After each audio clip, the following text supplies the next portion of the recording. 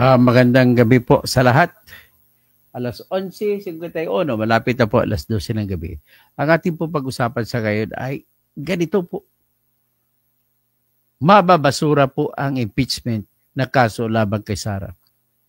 Pakinggan nyo kung bakit. At ito po yung mga dadahilan, logical po to sa lahat. Hindi po ito nakasandal sa argumento na siya ba'y may kasalanan o wala. Wala po dyan. At ito po ay kasama po sa mga attack plan nila. So ngayon, paano natin ilalabas dito? Makinig po kayo kung paano natin diskartihan. So sa ngayon, at akin tumunang ilalabas na yung gusto nila ay, ang ayon sa balita nila, si Sara daw ay dadalhin na daw sa maunang aresto sa ICC. So yan ang mga binabalita ng mga kakampi ni Bongbong Marcos. Actually, siyempre, mas gusto din ng iba na kahit hindi kakampi ni Bongbong Marcos, gusto rin na ma-aresto si Sara sa ICC. So yan po yung balita namang yan ay inamin na rin ni Sara na naniniwala siya na mayroon ng warrant of arrest na sa ICC. Okay?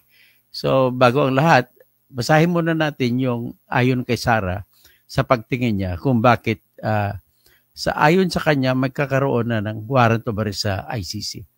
Ito po, basahin natin ang balita.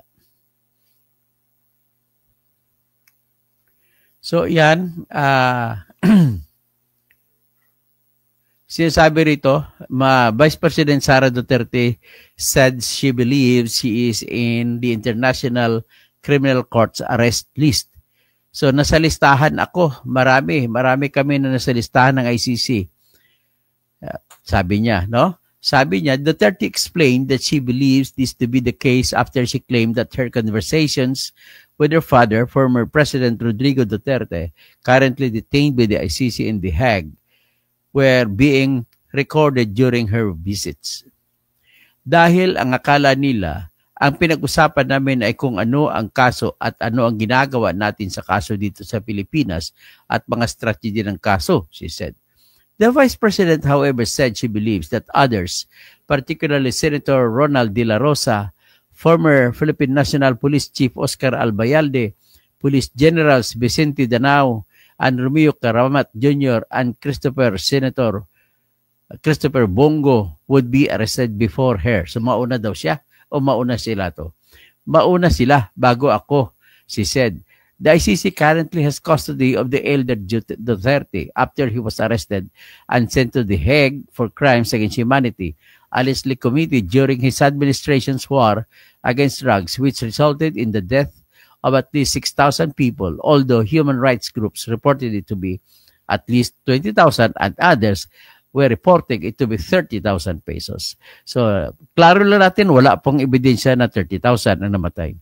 Wala pong ebidensya na 20,000 na namatay. So, what is in the evidence right now is, pwede na tayo masabi, mahigit 6,000 lamang po, sapagkat po, yun lamang po ang inamin ng Philippine National Police na namatay.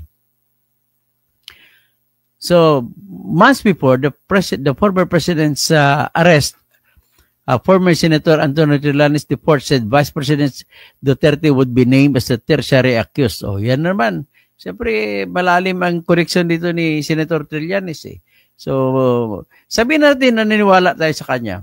At kung ganon, dahil dito sa Pilipinas po, ang mga chismis ay nangyayari. Dati chismis lamang po yung arestuin si Duterte na nangyari. Ibig sabihin, posible po mangyari ito. So kung posible po mangyari yan, ano magiging epekto? Halimbawa, pagkatapos ng eleksyon, arestuhin si Sara.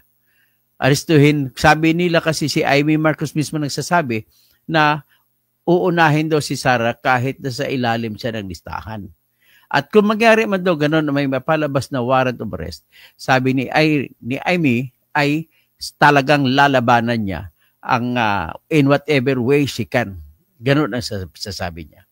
So, well, sabihin na natin na malamang mangyari. Kasi napatunayan naman natin yung mga chismis nila ni Antonio Trillanes dati at saka sila ni sila ni Remulla at yung ang mga akala mo binalita pa sa Rappler pero sila din ang palabas ng Rappler. Bilo mo naalala ko ang balita sa Rappler Biyernes, March 7. Tapos kiniklaim nila na hindi daw totoo pero pag Lunes 11 meron na naaresto na si Ginoong Duterte. So kung ganon, naniniwala ako yung mga ingay na ito na nanggaling po ang ingay na yan sa kampo ng mga BBM, na mga walang kwenta na mga tao, hindi marunong rumispeto sa mga karapatan ng mga taong inaaresto dahil sa krimen. Lahat po tayo, kahit anong krimen po ang merong ginawa ka, dapat po respetuhin ang karapatan mo sa korte. Yun lamang po ang sa akin.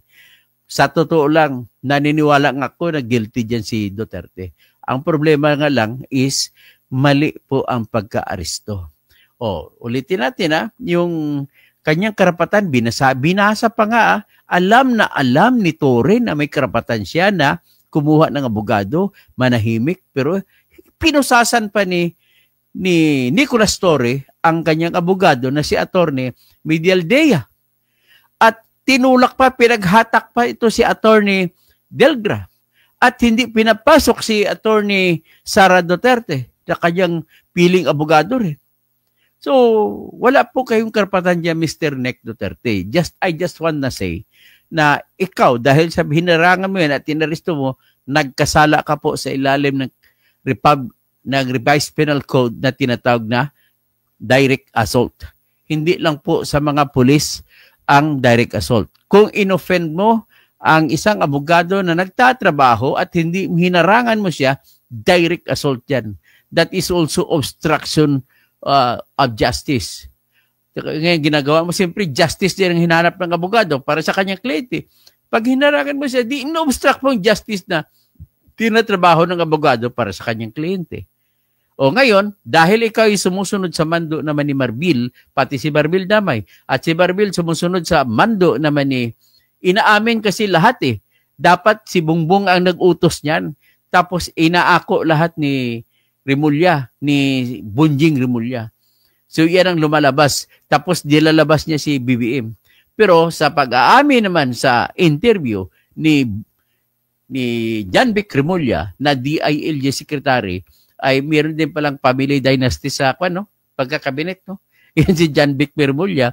Ay inamin niya na nagplano daw siya, si Anyo, na traidor kay Duterte, at saka si Gibo, traidor din kay Duterte. Pero mo yun, sa panahon ni Digong, si Anyo ginawa niyang SILG secretary. Si Gibo, ginawa niyang asawa ni Gibo na ambassador. Ay, yung mga walang kwenta mga taong ito. So anyway, ganun po ang nangyari. So si Bongbong talaga ang totoong author nitong lahat, pero inako lamang ni Remulla. So ganun sila mga bataan na to. Lahat po sila ay gumagalaw alang-alang sa politiko ng kanilang, politika ng kanilang amo, na walang iba si Romualdez at saka si Bongbong Marcos. So ngayon sila nagsasabi, sila nag-anunsyo, kasama ni si Trillanes, na pasensya ka na, although I support you for your mayorship sa Caloocan, pero nakikita ko po ay hindi ka na kasi bumabanat kay Marcos, ay parang naging kaibigan ka na ni Lisa Marcos, kaya banat ka ng banat kay Duterte. In the same manner, ng ibang mga vlogger dyan, nag-anti-Duterte, pero mga Marcos ang sinisuportahan. Kahit na sabihin natin na hindi sila anti-BBM sila dati, ngayon naging pro-BBM na rin sila. So, parang ang mga politiko ay parang vlogger din, di ba? Karamihan sa vlogger, ang politiko, hunyango, kung saan sila kukuha ng interest nila, pera o doon sila. Ang vlogger naman, kung saan makakakuha ng views, doon sila. Pero in fairness sa vlogger, ang hinahanap nila hindi po pera, kundi views. Yan po ang katotohanan sa vlogger. So anyway, dito pag-usapan natin ang kay Sara Duterte. Anong mangyari kung pagkakataon na magpapatuloy sila sa impeachment na schedule ay July, pagkatapos po ng tinatawag na State of the Nation address ni Bongbong Marcos na pangatlo ayon kay Chis Escudero. So, kung ganoon, ang tanong diyan, anong mangyayari? Ang sagot ko ay malamang po na mabasura lamang po ang tinatawag na impeachment. Bakit po? Aarestuhin siya ng ICC. Pag inaresto siya ng ICC, nandoon siya ngayon sa The Hague, sa kulungan ng The Hague. So ngayon, ano mangyari? Dito tuloy ang trial na sa The Hague. At pag ganun mangyari, wala nang impeachment. Bakit po? Kasi wala si Sara. Hindi po pwede ipagpatuloy ang impeachment na hindi na in absentia, na absent si Sara. Dapat nandun siya. Dapat babasahan pa siya ng kaso niya sa impeachment. 7 artikulo pa naman ang nilista ng mga hunyango ng mga House of Representatives. Sa totoo lang, tineterminohan ko na ngayon sa mga prosecutors na yan, dala na yan, matatalo sa ngayong eleksyon. Sila ni Jervil Luistro, si Joel Chua, si Romeo Acop, sino pa bang iba dyan ng mga kwan? Si Jill Bungalon, sino pa iba? Si Rods Rodriguez, sino pa ba? Si Flores, matatanggal yan sa Davao, matatalo yan. Siya po kasi si Lord Swan, matatalo na sa Cagayan de Oro eh. Iyan po ang problema kasi malakas na malakas po talaga yung Duterte, aminin ko sa inyo, sa eleksyon sa Mindanao. Kaya ang lahat po ng mga pumirma, bihira po ang laki-laki ng problema nila. Kaya doble kayod sila para mananalo sila sa kanilang kampanya sa ngayon. Marami akong kilala diyan na pumirma. So, hindi bale yang sa party ni Adjong kasi mga Maranao ay pamilya-pamilya. So kahit galit pa rin ang Maranao kay Adjong dahil sa pagpirma niya sa impeachment, pero andun pa rin po yung blood is thicker than the signature. So yan po ang makikita natin. So ano kayo na mangyari? Ipagpatuloy ba ang mangyari pag-umpisa ng trial sa after the So after July State of the Nation address ni Bongbong, wala na, arestado na si Sara. So kung arestado si Sara, hindi na siya pwedeng mabasahan ng impeachment. Kasi hindi pwede naman tatakbo ang impeachment kung hindi mo babasahan ng kaso ang inaakusa. Gets it? So ngayon kung ganon, ano mangyari? Ngayon, kahit na magpatuloy pa, halimbawa, hindi pa na-aresto si Sara, ano mangyari? Binabasa lamang natin po ang mangyayari. Number 1, siyempre, magpa-file ng motion to dismiss ang grupo ni Sara as she is doing now. Wala pang decision ang Supreme Court. So, pinasagot na ng Supreme Court ang Senado sa motion to dismiss nila. Ano ang rason? Anong sinagot ng Senado? Ang sagot ng Senado, simple lang, hindi na sila nag-argumento. Pagdating po sa tinatawag nila na impeachment, tanging Senado lamang po ang may exclusive jurisdiction lahat ng usapin patungkol sa impeachment. So, sinasabi nila na walang jurisdiction ang Supreme Court. Well, kung ako naman tanungin mo, totoo ba yan? Tama ba yan? At kung tanungin mo, mali po yan. May jurisdiction po ang Supreme Court. Kasi nakalagay po sa Section 1, Article 8 ng ating Constitution na tutungkol sa judiciary, the judicial power is vested in the Supreme Court and in all other courts. Yan nakalagay po.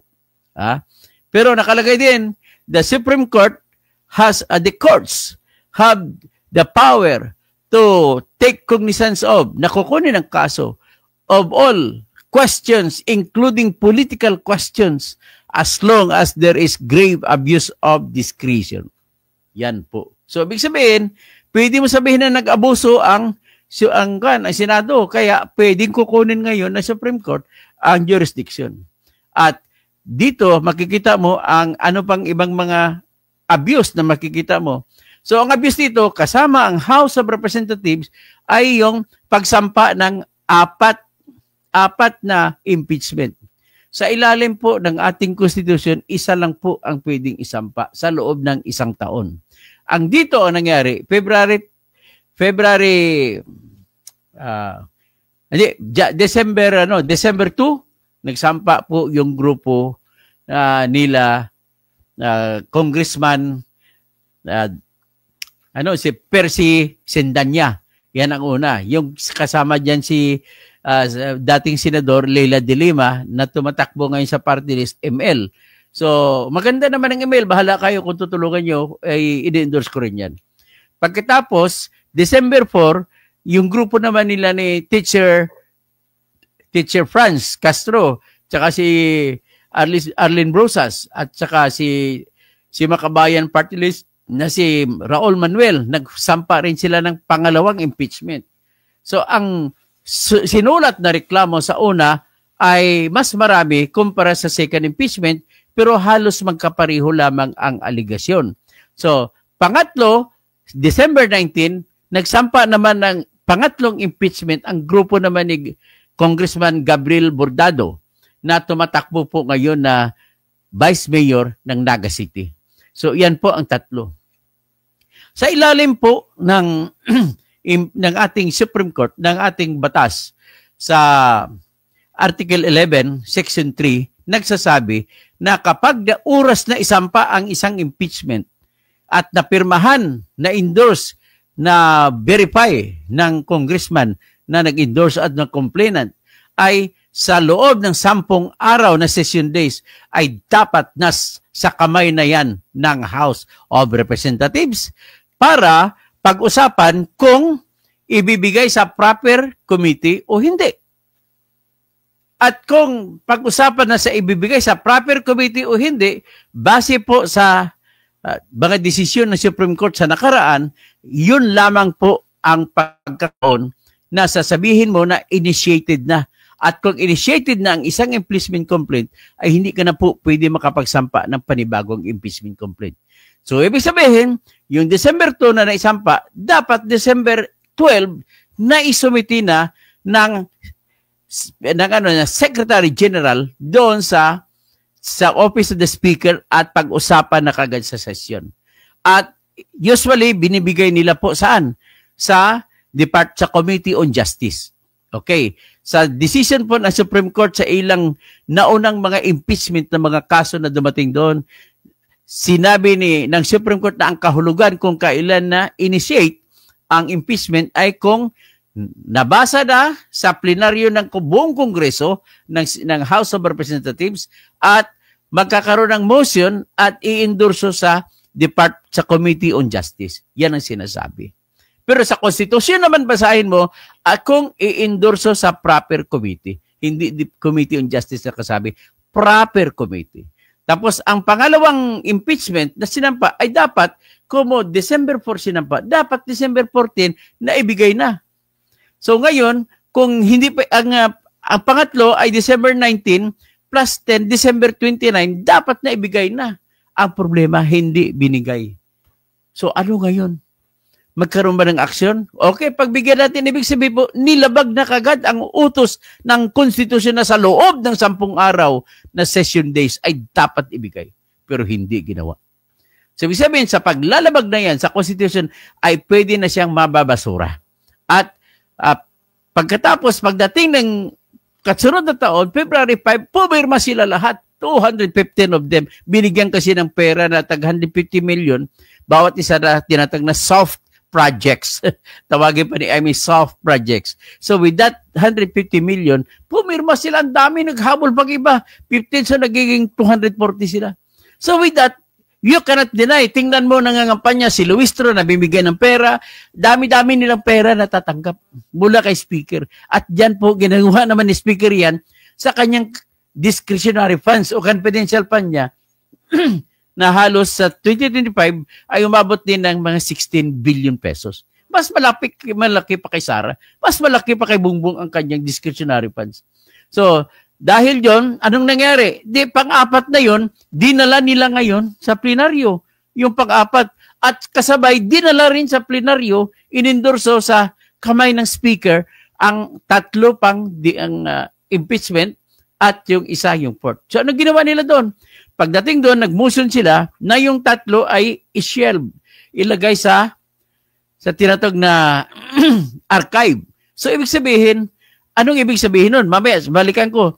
Tapos, nag-decision sila na yung pang-apat, yun yung buto-butuhan na isampa sa Senado. So, ngayon, tanong, yung utos ng Constitution ay kung na-initiate ng isa, kahit isa lang na yung isang impeachment at hindi man tinuloy o tinuloy man, hindi ka na pwede magsampa ng bagong impeachment. Yung una, pag-usapan natin, sinabay sila sa pangalawa, sinabay sila sa pangatlo na tiningnan ng House of Representatives at may nag-motion na dadalhin sa archive. Tanong, yung pag-motion ba yan at pag-aprobahan nila na nilagay sa archive, yan ba ay sapat na para harangan ang pang-apat na impeachment bilang titingnan na lamang ay bawal na yan kasi sobra na sa isa nakapag-file na? Yes na yes po. Kasi po, yung pag-action ng House of Representatives na ibigay sa archive, ang archive po ay kinukonsidera na proper committee. Ibig sabihin, dinismiss nila. Pag dinismiss nila, hindi ka na pwede makasampa uli pa ni bagong impeachment unless matapos ang 1 taon. Kaya yan po ang nakikita ko. Kaya sa ngayon, dalawang bagay, ulitin ko lang, dahil sa ICC, maaresto si Sara, mapupunta sa The Hague, hindi na siya pwedeng i-trial sa impeachment dahil wala siya rito. Number 2, kung sa motion to dismiss, sigurado po ako mas malamang na babasura ng Supreme Court ang 4th impeachment complaint dahil labag na po sa batas, sa Constitution, nagsobra na sa isa. Dapat isa lang ay pwedeng tanggapin sa loob ng 1 taon. Okay? Next, kahit pangatlo, kahit itutuloy pa, mabibitin pa rin. Bakit mas malamang talo? Bakit? Kung confidential pa na pag-usapan natin, nais kong sasabihin sa inyo na nag-imbestiga na ang Good Government Committee kahit bawal yan sa confidentiality rule, ay nakalabas mga Merigris Piatos, pero confidential kasi. Kaya allowable yan, magbubuto lamang ang mga senador na political decision kasi kailangan nila survival sa 2028 election. Kailangan ng mga senador na naiwan ngayon, sila naman po ang tatakbo pagka-senador sa 2028. At alam nila malakas ang buto ng mga Duterte kaya hindi nila kayang ibuto kontra kay Sara kung iyan lamang ang pag-usapan na yung confidential fund. Bakit po? Hanggang ngayon ang confidential fund nyo, nakikita natin andun pa lang sa kamay ng dalawang opisyal, si Colonel Nolasco at si Colonel La Chica. Mismo nga si Paulo Ortega, congressman, umaamin, hanapin pa nila kung saan talaga napunta ang pera. Biro mo na sampa ka ng kaso, hindi mo pa alam mo saan napunta ang pera, tapos inakusahan mo isang tao na binulsan yung pera. Anong klase ba na akusasyon yan? Congressman Ortega. So ngayon, iyan na po nakikita ko. Pagdating naman, titingnan natin kung may ebidensya naman pagdating naman sa ibang kaso. Yung kagaya ng bangko. Sa tingin ko, baka naman totoo yung inon ni Trillanes. Kaya lang, ang problema nun is 2016 pa yun, hindi pa vice presidente si Sara. So out na yan the picture. Ang kasalanan ng isang tao na hindi pa siya vice presidente ay hindi mo pwede idamay sa impeachment. Okay? Next is yung pagbabanta ko ni Sara na kung patayin siya, may inutusan na isang taong papatay kay BBM, kay Lisa, at saka kay Romualdez. Yan ba grave threat? I submit, hindi po grave threat yan. Kasi iba yung grave threat na tinatawag na with a condition na sinasabi, o sige, papatayin kita pag hindi mo pirmahan ang aking appointment. That is a kind of grave threat na sinasakop ng revised penal code. Pero pag sinasabi, papatayin kita kung gagawin mo ito. Ito naman, yung unang sample ko ay kung gagawa ka, papatay kita. Itong pangalawang ginawa ni Sara, kung gagawin mo, anong isa, kung hindi mo gagawa, alam mo, hindi mo pirmahan yan, papatayin kita. Ito naman ang pangalawa kay Sara sinabi, pag ginawa mo, papatayin kita. Baliktad. So kung baliktad, wala pong grave threats at hindi po rin yung matatawag na inciting to sedition. Ang inciting to sedition po ay kailangan po nakikita mo na nagwala ang mga tao dahil sa sinabi mo. Ang tanong, nagwala ba? Wala. Hindi nagwala. So basura yan. So ngayon, sasabihin, argument, tending to cause sa pagwawala.